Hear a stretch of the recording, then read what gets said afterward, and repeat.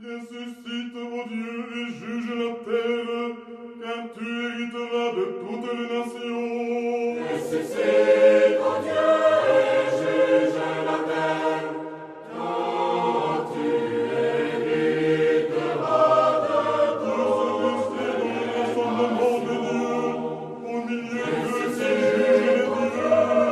Jusque à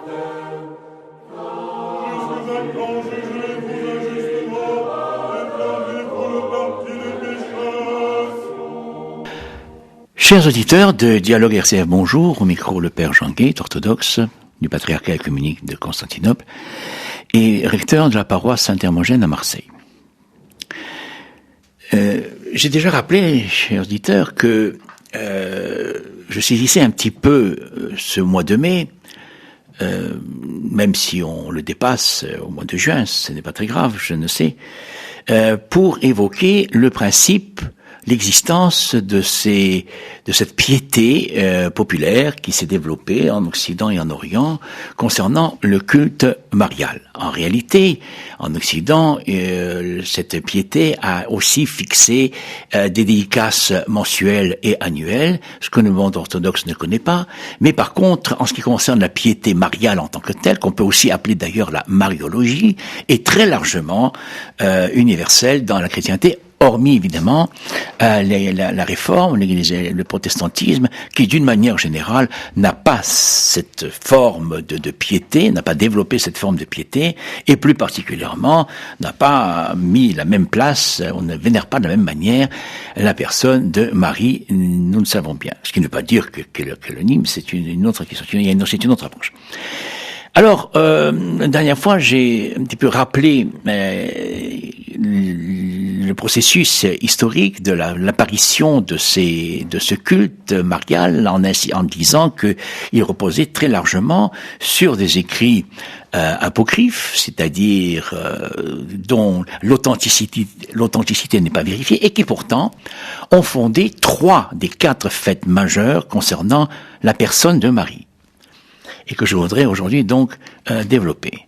Les 3 fêtes en question, c'est sa naissance, la nativité, sa présentation au temple, nativité le 8 septembre, sa présentation au temple le 21 novembre, et son Assomption, ou les orthodoxes disent la Dormition, le 15 août. Et d'abord, la nativité, la naissance de Marie. Qu'est-ce qu'elle a de particulier, hormis le fait qu'elle va être la mère de Dieu? Ça, nous allons utiliser cette formule, n'est-ce pas? Eh bien, c'est que sa naissance elle-même apparaît comme déjà plus ou moins miraculeuse, puisque ses parents, Joachim et Anne, étaient très avancés en âge et manifestement ne pouvaient pas avoir d'enfants. Et donc, comme d'ailleurs les parents de Jean-Baptiste, Élisabeth et Zacharie. Et il faut bien dire qu'aussi bien pour Élisabeth et Zacharie que pour Joachim ou Joachim et Anne, on peut parler, si on y croit, d'une sorte d'intervention divine, ce qui ne signifie pas prédestination, ce sont des choses totalement distinctes. Mais qu'il y ait une intervention divine pour faire aboutir en quelque sorte cette rencontre entre le divin et l'humain, cela est parfaitement recevable en quelque sorte, et ça fait partie d'ailleurs, au fond, de la rédemption elle-même, de cette réconciliation entre le ciel et la terre, entre le divin et l'humain, qui s'incarne en la personne même du Christ. Mais pour que le Christ puisse devenir homme, eh bien justement, pardonnez-moi d'être un peu trié, il lui faut une mère. Et donc ça va être Marie. Mais Marie elle-même donc est conçue par Joachim et Anne d'une manière encore une fois plus ou moins miraculeuse. Donc ils étaient un peu découragés et Joachim, l'ange apparaît à Joachim et lui fait comprendre il va pouvoir avoir un enfant et que ce sera une fille et qui sera donc destinée à Dieu. Ils se retrouvent dans la joie, comme Élisabeth et Zacharie pour Saint Jean-Baptiste, ils sont tous dans la joie et conçoivent.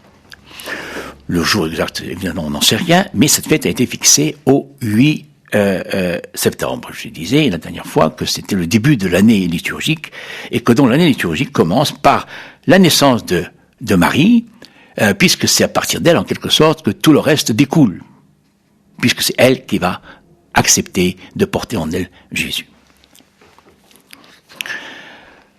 La deuxième dédicace, la deuxième fête, c'est celle de la présentation au temple, célébrée le 21 novembre. Alors celle-là, elle est sans doute vraiment plus, pourrait dire, plus problématique d'un point de vue de la rationalité, mais je rappelais que la piété était une démarche qui bien souvent acceptait de ne pas tenir compte uniquement de la véracité historique ou factuelle, mais du sens spirituel que pouvait porter tel ou tel récit.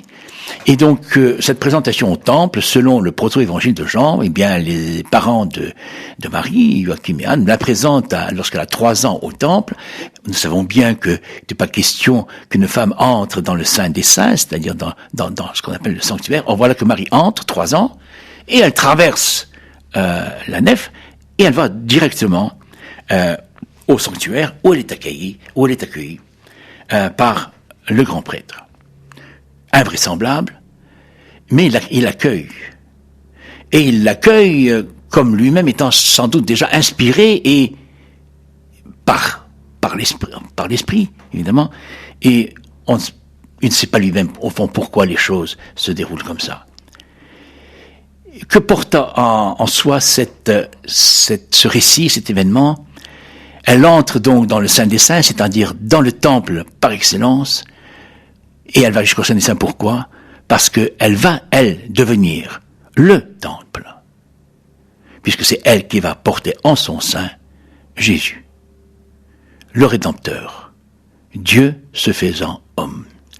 Et donc tous les autres temples de pierre, en quelque sorte, sont éliminés. C'est la raison pour laquelle, dans l'iconographie orthodoxe, et plus particulièrement dans les églises orthodoxes, au-dessus, dans la mesure où nous avons des fresques et des icônes, au-dessus du sanctuaire, eh bien, et d'ailleurs on le retrouve aujourd'hui, pour ceux qui vont un petit peu, n'est-ce pas, en Turquie, en Cappadoce, et qui visitent les grandes basiliques, eh bien, il y a toujours au-dessus du sanctuaire, parfois il y a le Christ, mais le plus souvent il y a Marie avec en médaillon Jésus, parce que elle est le temple. Elle est le temple, et c'est en cela qu'elle est la tradition peut le dire, d'une sorte de coparticipante à la rédemption. Il faut faire attention aux mots, ne pas parler de co-rédemptrice, ce qui agacerait tout particulièrement sans doute les réformés, mais coparticipante à la rédemption, encore une fois, parce que elle va accepter le Fils. Mais on n'en est encore pas là. Là, nous sommes dans une préfiguration de ce qui va se passer. Et puis donc, elle va vivre dans ce temple pendant une douzaine d'années, nourrie mystérieusement par les anges. C'est là où, évidemment, peut-être que la rationalité ou la raison a du mal à suivre. Mais l'orthodoxe, je dirais, l'accepte assez volontiers, et ça lui pose pas tellement de problèmes que cela ne corresponde pas à une réalité pas purement pratique. Ce qui est important pour lui, c'est la signification, la symbolique que cela peut représenter. Et puis la troisième, également donc apocryphe, et la plus connue et la plus célébrée, c'est l'Assomption, le 15 août. Cela est encore plus fantastique. Marie, à Jérusalem, sentant son heure venue, souhaite être entourée de tous les disciples, alors qu'ils étaient dispersés de par le monde, au sens de l'époque, parce qu'ils étaient partis tous évangéliser, et miraculeusement, ils sont transportés par les anges, et ils se retrouvent tous autour de Marie, sauf, une fois de plus, Thomas, je dis une fois de plus parce qu'il n'était pas là non plus le soir de la résurrection. C'est un sujet spécifique, peut-être qu'on en reparlera. Et il voit d'une manière extraordinaire comment Jésus donc va accueillir l'âme de Marie. Eux-mêmes vont porter son corps, c'est ça, il y a toute une subtilité, ils vont porter leur corps près de Gethsémani, dans la vallée du Cédron, et apparemment donc ils l'ensevelissent.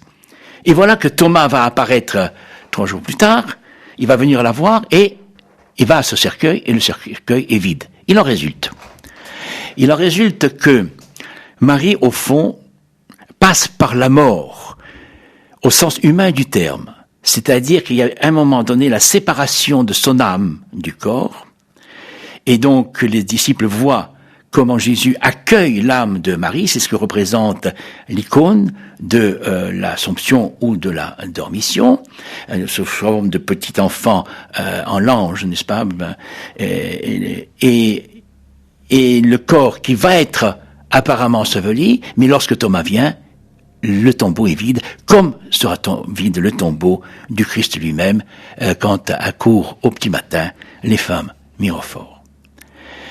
Et donc, il est affirmé ici dans la théologie orthodoxe que Marie passe par la mort au sens premier, comme le Christ est mort sur la croix. Quand il rend l'esprit, il meurt. Au sens humain du terme, il meurt. Mais en même temps, évidemment qu'il ne meurt pas, son âme ne meurt pas, il descend aux enfers. Et lui-même, son corps va ressusciter. Et Marie, c'est la même manière. Son âme est accueillie par son Fils, par Jésus.